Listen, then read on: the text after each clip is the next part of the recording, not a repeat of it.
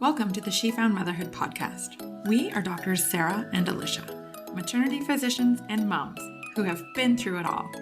We want to empower you with knowledge so you can have the best pregnancy, birth, and postpartum experience you can. She Found Health and She Found Motherhood is meant for general medical information only. The content of this podcast is not intended to be a substitute for professional medical advice, diagnosis, or treatment. This information does not apply to every situation. If you have questions or if you've received different advice, please contact your healthcare provider. Always seek the advice of your physician or another qualified health provider with any questions you may have regarding a medical condition. The views expressed by She Found Health and She Found Motherhood and our guests are not representative of any of the institutions with which we are affiliated. Some of our podcast episodes are sponsored so that we can keep getting great info out there to you, our listeners. We only partner with companies that we truly believe in. Some of our links and suggestions may be affiliates, and we would appreciate you using them to help fund this important work. Now let's get to it. Hey, Nikki, welcome to the She Found Motherhood podcast. Thank you so much for having me. I'm super excited to be here. Oh my gosh. And thank you for calling in from your holiday in Mexico. Oh, yes. Anything for you too. That's for sure. Amazing. Okay. So I'm really excited to have you on our podcast and to talk about your area of expertise, which is exercise and taking care of your body, pregnancy and postpartum. And I thought I would just ask you to tell us your story, who you are, how you got into this work, and why you like to do it. Sure. I've been a personal trainer since about 2014. And I think from very early on, I always had this sense that I was really interested in working with pregnant women. I don't know why. I was just fascinated by the transformation that happens to the female body. I didn't have kids at that point. And then as I got into personal training, I started taking more courses. I taught the Fit for Two classes that ran in Vancouver when I was living in Vancouver. And I worked one-on-one with postnatal clients as well. And then, of course, once you have your own kids, it totally changes your perspective, right? Yeah. And so when I was pregnant with Jake, my first in 2019, I totally nerded out. I dove into a whole bunch of different courses.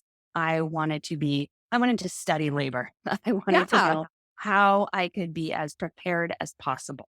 And that's what it was for me. And you read my story in the Mom Babes book, and you know that my first son, Jake, was born early, 6 weeks early, but despite him being born super early, and that's not even that early in preemie world, despite him being born early and having precipitous labor, so I was in labor for less than 3 hours, I still felt like I came out of it with a really positive birth experience. I felt like I still got all the things I wanted out of it, and I didn't have the need for any intervention.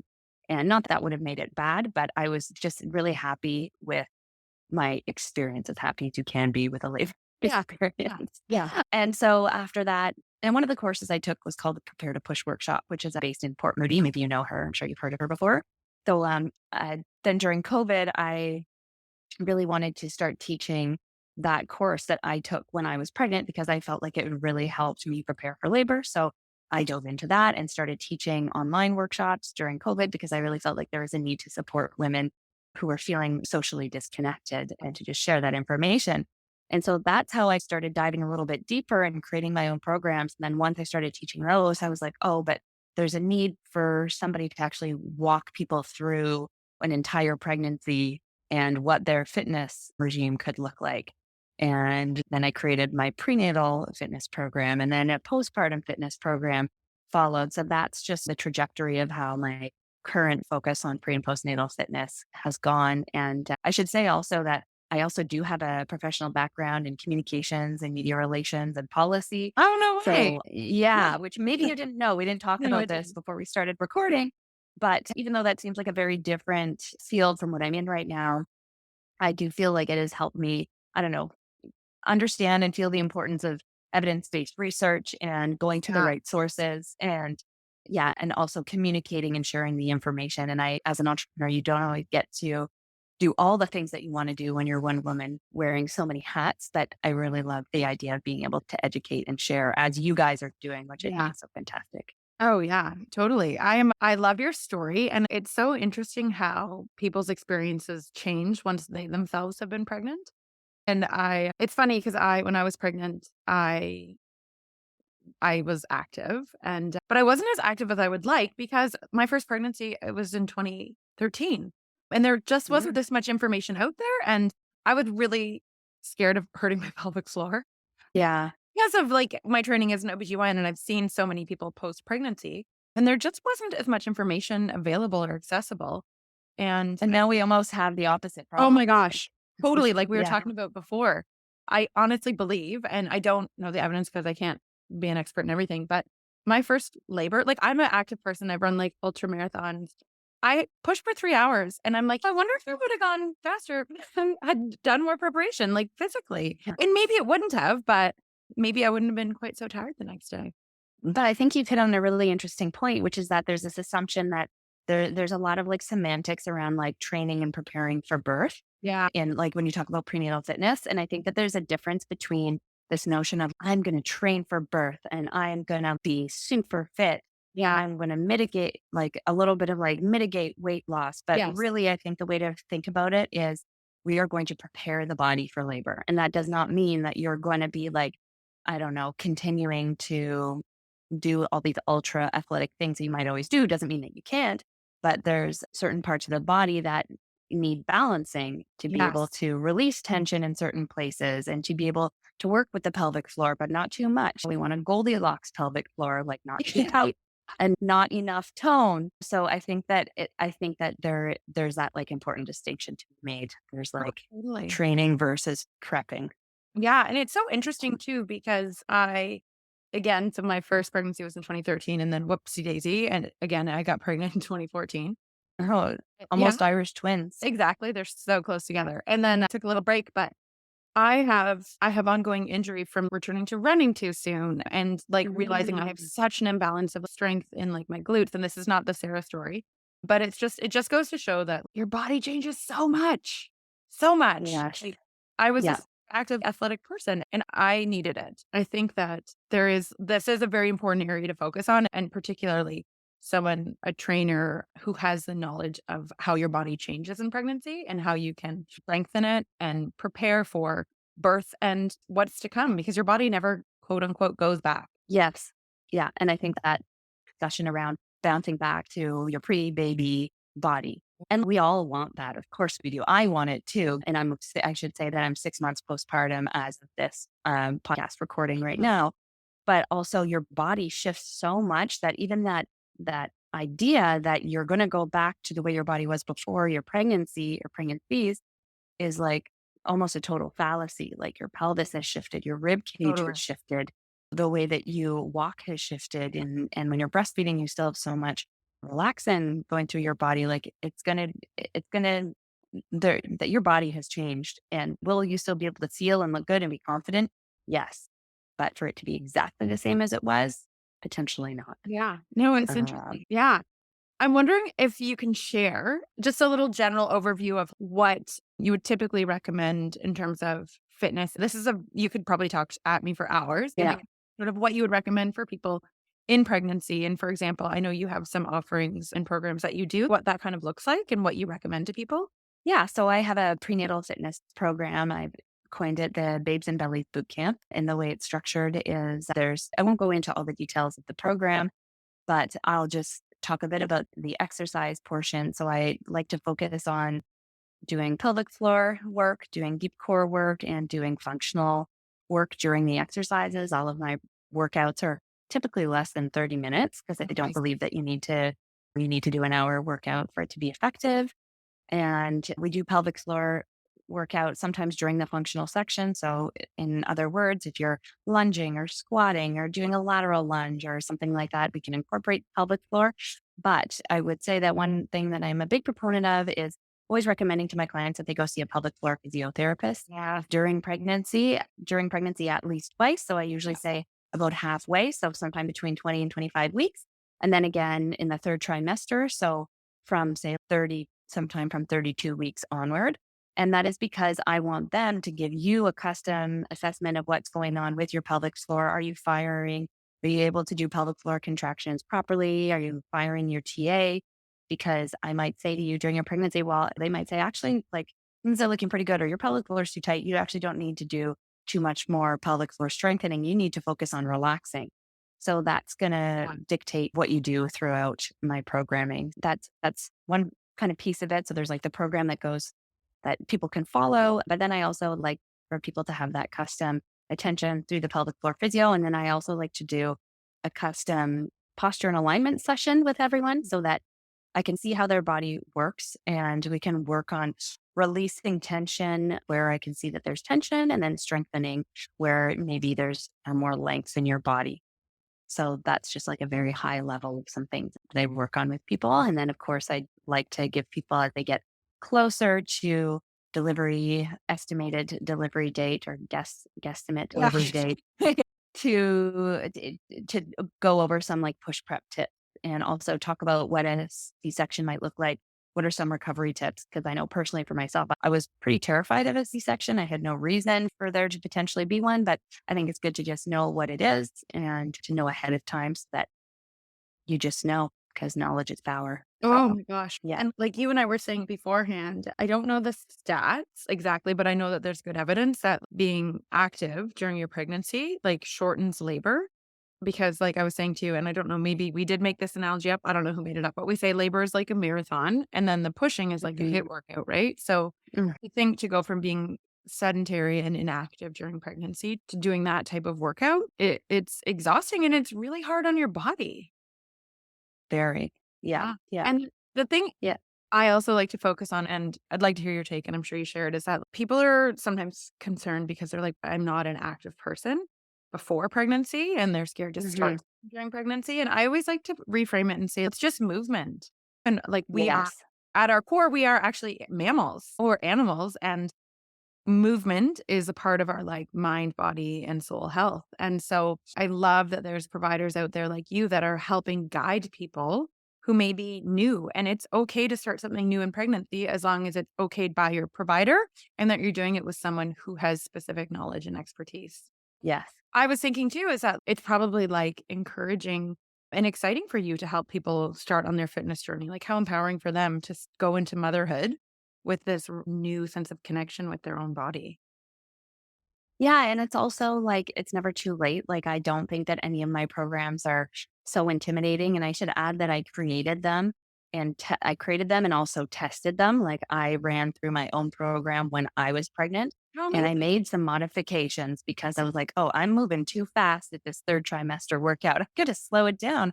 I've got a bump. You know what I mean? So there's there's definitely like a sense of intimidation with the word workout or even exercise. You're right. If you do just think of it as movement and think of it as movement curated by somebody who has been there and done that and tested it, then maybe it's slightly less intimidating. Yeah. And it's also so incredibly important to be doing that movement during pregnancy to help. And this isn't to fearmonger, but to mitigate any risk of gestational diabetes. It's just, there's so many health benefits. Yeah, exactly. Moving in pregnancy. And blood pressure and some of those things are going to happen whether or not, but movement and exercise is only going to help. Like it may help you. Yeah. Like one of the things we tell people with gestational diabetes is to try and walk or move your body after every meal because that helps metabolize that sort of spike in blood sugars. Like movement is medicine for our bodies, 1000%. Absolutely. Yeah. I couldn't say it better myself. Hey, Sarah. Do you know what I've never asked you? Did you take a prenatal course when you were pregnant? We did. Even though I'm a maternity care provider, my husband and I thought it would be an important process for us to go through together. That's so cute. It must have been so hard for you guys to coordinate your busy schedules, though. Oh, tell me about it. I was a medical resident at the time, and he was working full-time.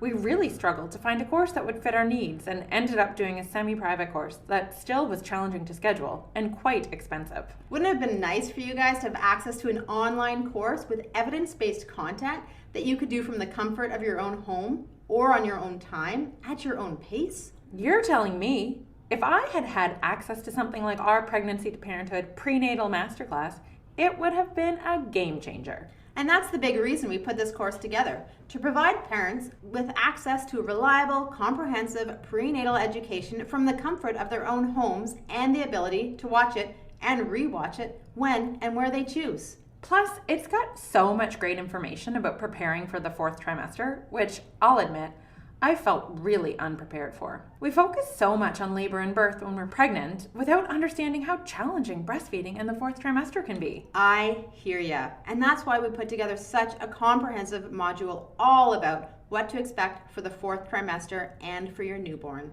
If any of you listeners are pregnant and thinking about a prenatal course, I may be biased, but I would 100% recommend our online course. Head on over to www.shefoundhealth.ca/masterclass to check it out. We promise you won't be disappointed or your money back.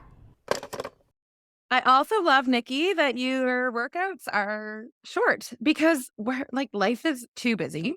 And I literally just did a 20-minute Peloton workout before this podcast because I was like 20 minutes better than nothing. And you're right. It doesn't have to be an hour to be effective. Yeah. And I think too, when you are pregnant, I think that it's so challenging to wrap your mind around doing a workout or sticking to an exercise regime because you're so many of my clients are I'm tired, I'm nauseous, but keeping it small, small goals and just trying to stay consistent as you can, even doing a couple of 20-minute workouts twice a week, even though that's a small amount of time, that will still, it's consistent. People who are the most consistent are the ones who get the best results. Yeah. So if you decide, I'm just going to go all out and you do an hour and a half run or workout or bike or walk, and then you don't do anything else for 2 weeks, it's just about the consistency of moving. Yeah, exactly. And anything is better than nothing, right? Than that. Yes. In this busy day and age. And let's talk a bit about postpartum because I think you do some postpartum stuff as well. Is that right? Yeah, I have a sort of 0 to 12 week postpartum program that people can start literally at any time. Usually people might start as early as 2 weeks post because it's very gentle and rehabby in the beginning. And then some people might start a little bit later, around 6 weeks or something like that. So I have a 0 to 12 week program. And then for those who want to continue on and continue to strengthen and tone, there's an extension of the program for another 3 months. Yeah. And I really like that you said there's a rehab component. There's a pelvic physiotherapist that we have done a ton of collaborating with. Her name is Melissa DeSalle, and I think I'm pronouncing her last name correctly. Mummy Berries is her. I've heard of that. Yes. Yeah. And so she's based out of the interior, one of the K's, Kelowna or Kamloops. I can never, I'm not from the West. Easy to get them mixed up. But it's really interesting because she focuses on birth is a musculoskeletal injury and we need to rehabilitate. Just like if you sprain an ankle or you have knee surgery, you don't just tell people to hop up and start running after 6 weeks of sitting and doing nothing. You have to gradually rehabilitate your body. And the same is for birth. Yes. And I feel like when I would teach some of the mom and baby fitness classes in town, I would see some mothers coming to class at as early as 6 weeks post and just feeling like they were hopping into something that it's very hard when you're in a fitness class to tailor to all levels. That's one of the downsides of taking a fitness class versus doing one-to-one work. So I wanted to try to create something that would be the bridge between birth and physio and return to standard fitness so that you could go through that program and then feel like, okay, now I know I can do these things and I feel comfortable in a group setting and I know where I need to modify if need be. Yeah. So I think it's important to have that bridge. Oh yeah. I could not agree more. We are just like a mutual agreement society here, but it's so true. It's so true. And I'm so happy that people are really talking about this now. I think about after I had a uncomplicated vaginal birth with my first. Then I was 6 weeks postpartum. I was like, okay, I went for a run, 20-minute run. And I'm now looking back, I'm horrified what I did to my body. But it's because nobody knew any better. And I was a physician. I delivered babies, but we just didn't talk about it. So it goes to show the importance of, and if you follow Alicia and I in our podcast and our Instagram, you'll know we believe in collaborative care. I am not a fitness expert. Yes. I am not a musculoskeletal injury expert. So we need to lean on one another and share information from our source of expertise. And I just think it's so fantastic that there's people like you out there that focus on fitness and pregnancy and movement and taking care of our bodies in that way. I love that there's physicians out there like you who are referring and sharing information like this too. And I wanted to just touch on something related to return to running because I will admit and confess that I did something similar. I was I don't even remember, somewhere between 8 to 12 weeks post with my first, and I decided to go out for a run and came home and didn't quite make it to the bathroom in time because I was leaking because I probably had some stress incontinence from that run. Yeah. So stress incontinence is like when you pee your pants often from a stressor source. If there's like too much impact or something like that, and you might leak like a couple drops, or it could be like a teaspoon or maybe a little bit more. And I hadn't made those mistakes with my first. And so now what I counsel my clients on now is, okay, there's actually like a formal return to run protocol. Yeah.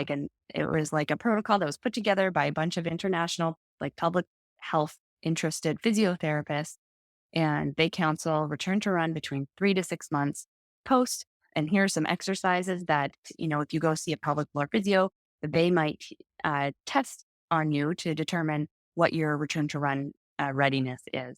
So there is like a really nice standard for it now, which I think is important because Okay. when you are a new mom, going for a run is like a really good quick burn. You could just put on your shoes and go from your house. And so it's like a really quick and easy thing. And I've worked with runners before as a trainer. And one thing I do know about runners is they love to run. And there's no telling them that they cannot run. But I think Right? what is good is to be able to give them a framework to say, okay, you got to start working on these things and get yourself to that place where you're maybe at less risk. Yeah. If you start at 3 months, somewhere between 3 to 6 months. Yeah. So I'm only starting to return to run right now at about 5.5 to 6 months Yeah. And it, post, because I didn't want to do that same thing before. And I'm still working through some prolapse myself too. yeah. So I'm trying to be careful also. It's hard too, hey? I'm also doing like a return to running program. Actually, that my Cool. Diane, she's a pelvic physio in Vancouver. Elevate Pilates Physio is her business. Very cool. Because I had an injury, and it's really hard. Hey, like you just want to go, Mhm. to pace yourself when you're used to doing long distances. Yeah. Can be mentally challenging. So I think having that structure and having that information that like this is why it's important to return slowly is empowering for people. Yes. But I do want to counter that by saying there's also this, I think maybe it's a myth or sense that, oh, we have to be so careful after the Yes. baby. Yeah. And there is for sure, like there's a protocol that I give to my clients I call it the 5-5-5 protocol. And it's 5 days in bed, like post birth, 5 days in bed, 5 days near bed, 5 days in and around the house. And that doesn't mean that you can't leave the house in like those basically 15 days. But it's just the notion that, okay, spend at least the first 2 weeks breastfeeding, like maybe taking it easy, bonding with your baby. And then after that, maybe start doing a little bit more movement. And even during those first 15 days, I can give you some really nice, like light movements and stretching that can help alleviate some of those common discomforts, like upper back pain from breastfeeding, things like that. Yeah. The point is that there's this notion that we can't move. Yeah. We have to be really careful, but we should move. And like you said, Yeah. we are mammals. We are meant to move. We shouldn't be afraid to move postpartum either. But No. there is like an intelligent way of doing it, I think. Yeah. I love that 5-5-5 thing. And I think in our culture, our busy hustle culture that I'm slowly trying to move away from, it's really hard to do that. But it's important. And also, yeah, we're not that effing fragile. We just made life, right? Yeah. Yeah, we have to take it easy, but you're also, yeah, we're strong as heck. Exactly. And Yeah. And we do need some movement. We need to ambulate around the house for a bit. Like there is a certain amount of like in the beginning, don't let gravity work against you with your pelvic floor, be horizontal, like some things like that. But that's like super early days. You don't need to do that forever. Yeah. Before we close off, I'm wondering if there's any sort of key tips or takeaways that you wanted to share with our listeners in terms of fitness in pregnancy and postpartum. On the spot here. There's so many things, but I think that obviously don't be afraid to move in pregnancy or postpartum. Find somebody, a trainer or a coach who really knows what they're doing, who can help you. 2, really try to attend some kind of push prep class ahead of your labor, even if it's a C-section, or learn about what C-section recovery looks like ahead of time. Yeah. And that's just because we talk so much about how to prepare for labor and traditional prenatal classes, but I do believe in like the physical preparation for labor for the birthing person or the mother. I guess those are just going to be my 2 main takeaways for now. And then, yeah. And so where can people find you if they want to follow you and learn more about what you offer and what you share? Yeah, I'm mainly on Instagram these days at Nikki J Fitness. So that's NIKKI Fitness. And you can also find my website at nikkijfit.com. And Amazing. I'm also launching a podcast, the Nikki J Fitness podcast. So you can also find me there coming soon. Oh my gosh, that's so exciting. Thank you so much for sharing your knowledge and experience with us today. Thank you so much for having me, Sarah. Super stoked to have chatted with you today. Take good care. Okay, you too. Bye. Thanks for listening. Make sure to check out our website at www.shefoundhealth.ca and to sign up for our community for weekly bump blasts. Make sure to check us out on Instagram or Facebook at she.found.motherhood and head on over to your favorite podcast app and leave a review and a 5-star rating. If you enjoyed this podcast, take a pic of yourself listening to it and share it on social. Make sure to tag us on it so we know to keep making them.